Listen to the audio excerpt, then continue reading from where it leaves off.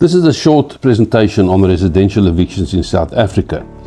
Evictions are governed by the Prevention of Illegal Eviction from an Unlawful Occupation of Land Act, the PI Act.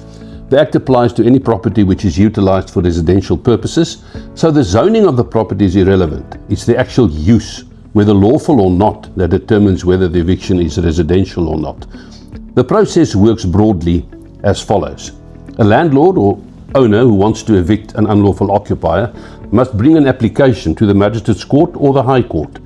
They cannot simply lock someone out, cut off utilities or remove their belongings. That is an illegal eviction and a criminal offence. Prior to the application, it must be determined what the nature of the occupation is. It may be tenancy or simply illegal occupation. The right to occupation of the property must be lawfully terminated, and this is one of the reasons an attorney should be involved. In cases of tenancy, every lease contains its own particular provisions and the process must comply with the lease. Once the occupier has been rendered unlawful, a written notice must be served on the occupier and on the relevant municipality, giving at least 14 days warning of the date of the application. This notice forms part of the application.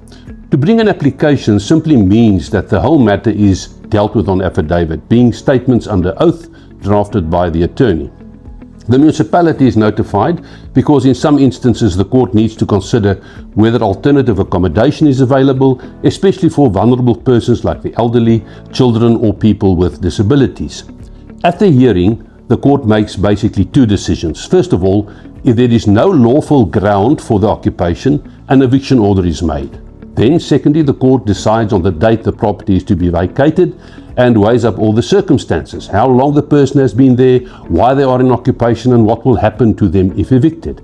If the occupier is especially vulnerable or if the eviction would leave them homeless with no alternative, courts are often reluctant to grant the order and the execution thereof is delayed.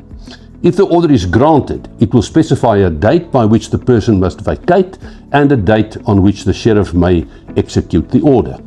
As a result of the statutory provisions, evictions may be delayed substantially, and therefore owners and landlords are advised to act as soon as rent becomes overdue or a legal occupation is established.